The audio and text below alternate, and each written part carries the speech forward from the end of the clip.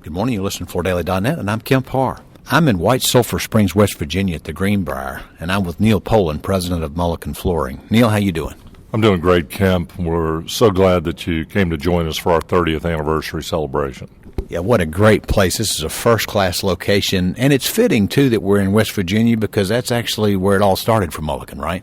1985, Ronceverte, West Virginia. Bill Mullican Sr. founded Mullican Flooring on the banks of the Greenbriar River. So the original plant was in Ronceverte, yep. And what would they do? I mean, it was basically just 2 1/4 strip unfinished oak, right? Well, what he did was he converted a truck flooring manufacturing plant into a residential flooring manufacturing facility that produced 2 1/4 unfinished, one width, red oak, white oak, 5 grades each, so a total of only 10 SKUs, and that certainly pales in comparison today of what is offered in a Mullican product line. But that was the foundation. It was a great foundation. Bill Mullican Sr.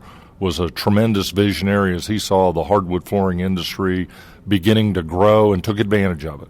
As they say, timing is everything. Actually, you know, it's interesting you bring that up. And let me just, as an aside real quick, everybody knows, but let me just repeat that Mullican Flooring is one of the top 5 hardwood producers in the U.S., and you've been growing recently a little bit faster than the market. And it's interesting that you got in this business in 85 because if you look way back at the history of hardwood flooring, it really peaked, I think, in the 50s. So you kind of entered the game a little bit later than some of the other players, and yet the last 30 years have been quite a roller coaster ride for you because, as you said, you started in oak strip, and now you have a wide assortment. Your focus primarily now is on pre-finished, and you do engineered, and you have locations now. You have factories in Johnson City where you're headquartered, in Norton, Virginia, and in Holland, New York, as well as the original place, right? That's correct, and Kemp, you're dead on. I mean, we went from 10 SKUs in 1985, where today we offer over 1,000 SKUs, and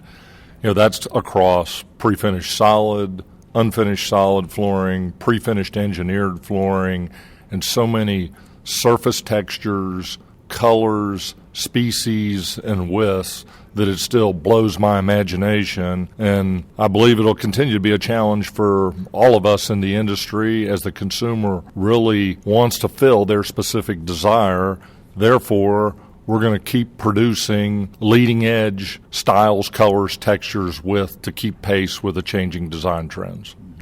You know, we've covered your news as I think when you originally got into engineered, you went over and sourced out of Asia, and then you've come back now and you've built a factory in Johnson City where you're doing the majority of that here now, and you've gotten into the distressed look and wide width. So, as you say, you cover the whole category now. Let's talk about business conditions right now. How's the business looking here in 2015?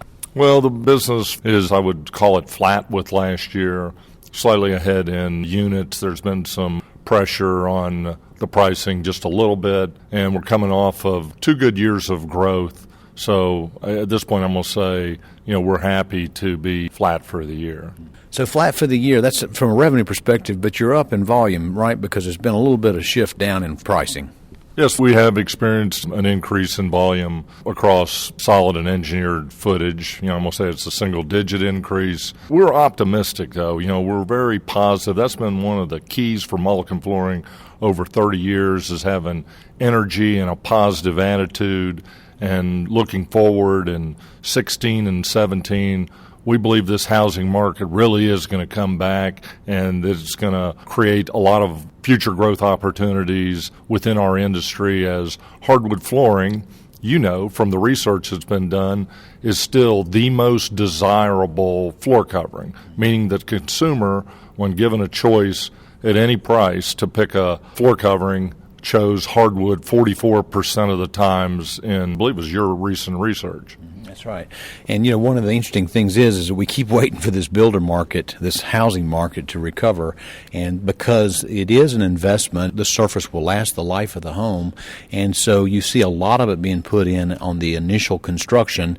And these economists keep talking about their prediction, and we just the last couple of years have missed where they thought we'd go with housing, right? I'm with you. I mean, we're still in a housing depression technically. Maybe doesn't quite feel like it because there's been such a shakeout throughout the floor covering industry, but we're still in a housing depression. We need those single-family starts to be back up over 1 million starts per year. I mean, we're still stuck in the mid 600,000 range, and we've thought in 14 and 15 it would materialize after a good lift off in 13. It is not, but we're optimistic. It's a matter of time. There's pent-up demand. We believe the housing market is going to improve tremendously over the next 2 to 3 years. Neil, talk about when you came to the company and what your plans are for the next 30 years. I came to the company in 1999, 17 years ago, and I had big goals for the company, and I would tell you that we probably exceeded those goals because the industry has been good, and we've been fortunate to put together a great team of people.